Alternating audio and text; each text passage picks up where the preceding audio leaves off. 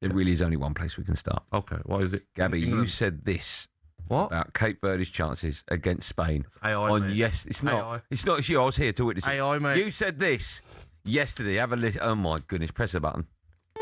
You're talking about, like, champions of England maybe playing against what?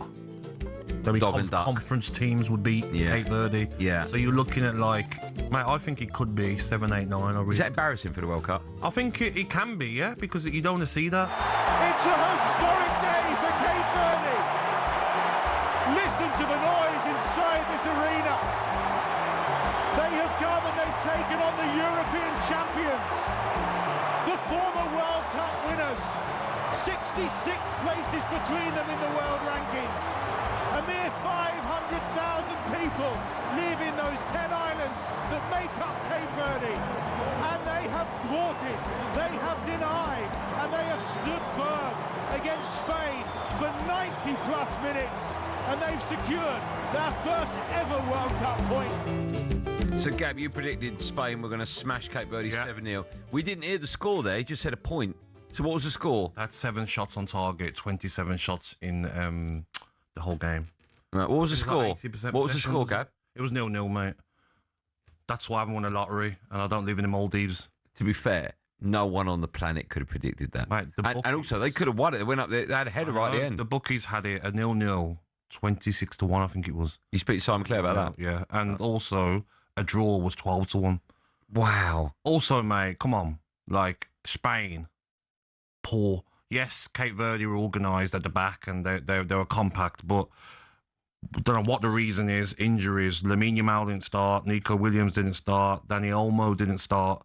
And you draw 0-0 with a country of 500,000 people. It's embarrassing. Ranked 64 in the world. Smallest country by land area to ever qualify for the World Cup. The 40-year-old keeper plays in the Portuguese second division. The central defenders play in League of Ireland and the Emirates Pro League. Good league, that is. The centre-back, Roberto Pico Lopez, spent his entire career in Ireland. Yeah, as a farmer. Do you know what I mean? Like, come on, Spain. That's what you want to do. You should apologise to Cape Verde. No. Yeah, you said it gets tonked 7. I don't apologise, mate. Why? Because sorry seems to be the hardest word in my life. And that's just an Elton John song, isn't it? No, it's a great song. I mean, it's also a candle in the wind, but that's got no relevance to the show. It's a great, your song. It's your song. Mine. Remember your song. No, I will not apologise. Come on, Gab. It should have been 7-0. No, it shouldn't have been. They could have won it 1-0 at the end. Yeah, but it should have been 7-0. Spain. Come on, be a man. Apologise. No, I'm not a man, mate. Okay. What do you want to be to apologise? Let's not go into that, mate. Get a bit sticky. What do you identify as to apologise? I can't say, mate. I can't say what I identify. No, mate, I don't want to. Why? What's wrong with apologising? I don't want the to. lovely people at Cape Verde. Because that should have been the score. Yeah, but... Where do you think Cape Verde... Listen, Cape Verde, by the way, they've done very well in qualifying. They finished above Cameroon, but they didn't qualify for the AFCON. Do you know what I mean? That was a shock. I think to finish bottom of their group. So you look at that, you look at Spain, European champions, one of the 2 favourites for the World Cup. That should have been the score. But you got it wrong. I got it wrong. You were wrong by 7 goals. And we all get the lottery numbers wrong, most of us. Yeah, but not by 7. I think we would. You called them the Don and Duck, didn't you? What do you call them? Dog and Duck. Dog and Duck. No, I was giving you words when you were saying how bad they were. So I thought they were a good team. I actually said to Ollie before, I said, wouldn't surprise me if they get a draw. Yeah, they're a great team. Didn't I? Why didn't you put a bet on? I just don't like money. Really? Yeah. 12-1. It changes me. Great odds, mate. I don't want to be changed. So I will not apologise. Yeah, it is what it is. All right. Yeah. Maybe you will. If anyone's got a problem with that, then give me a call. Coming up, we've got World Cup winner Emmanuel Petit with us in the studio, and we bring you a brand new feature, Gabby Knows Factal. Pardon? I said Gabby Knows Factal. 40-year-old goalkeeper Vozinha delivered the performance of his life, making 7 saves to earn a heroic clean sheet and the most memorable result in the country's history. He scooped up the man of the match award and gained a whopping, have you seen this? How many followers did he gain? 2 million? Yeah, 1.9 million followers. Amazing. That's unbelievable. Deserved. After the game, the legend that is Darren Bent was full of praise for his performance. It was an emotional performance, Aid, under control. Because not at any time did I think he'd get overawed with it, where he starts to try things and he gets a little bit too confident. Everything he did was with purpose. When he had to clear the ball, he cleared it. When he could play out from the back and he had time, he played out from the back. When there was times to come and claim the ball from crosses, he did it. When there were times to make saves, good saves, and push him into not dangerous areas, he did it. I mean, for me, it was almost a perfect performance from a goalkeeper. And as I said, for 40 years old, I mean, the tears at the end, I mean, I could have cried. That performance from that Cape Verde side, I thought it's one of the best I've seen from a side who we didn't expect a lot of. For them to show up to this World Cup and put in that level of performance, I thought was incredible. He must have gone into a sound booth there for the end of that. He nearly cried. Update. I mean, the audience just went, and the fans just went. I have to say, just talking about Darren Bent, I texted him during the comms, and it pains me to say it. He was unbelievable, Darren Bent, on comms duty. He was fantastic, because next to me on drive, he's quite useless. I have to carry him for 3 hours. But I thought he was he likes the comms, he was doesn't he? unbelievable on comms. Yes. Just going back to that goalkeeper, so just some stats for you. Before the game started on Instagram, he had 45,000 followers. Okay. During the game, he gained 1 million. Okay. And I mentioned it's up to 1.9. It's currently, how many followers currently does he have? What? Why? 2 million? That's what he had, 1.9. 5.2 million. But how many have you got? I don't care about Instagram, mate. About how many have you got? I don't even know. 100 and something? I don't know. Oh, I've got 100 something. Yeah, who cares? Okay, fine. But why has he got all those followers? What? Why has he got all those That's how followers? Instagram works, isn't it? You see something, you go, oh, I wonder what he's about. Why? Don't just get 5 million followers, do you, for no reason? What are you suggesting? I'm saying, why has he got it? Because of his performance last night. Oh, right, yeah. Because of the shock of the result. Yeah. No one expected Cape Verde 0-0. No one expected them probably to have many shots against Spain. Yeah. Everyone expected Spain to win comfortably.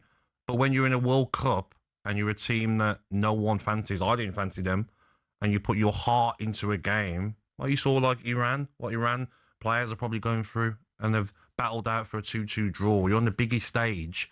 Even Curacao, yes, they lost 7, but they scored. They equalised against Germany. Yeah.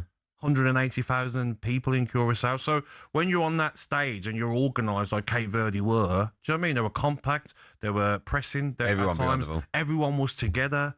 So that's what the World Cup's about. You know, you're on the biggest stage, and how many of those players last night might get a better move? Yeah. Might get a better move to a bigger club in a better league. The goalkeeper, fantastic. He won't. It's too late. Not trying to pass out from the back like you when you're watching South Africa. They play to their strengths. Yeah. South Africa, you're like, why are you playing the football that the opponents you're playing against, Mexico, they're going to love that. Yeah. Pressure you, win the ball back, goal. Cape Verde done everything right last night. They did indeed.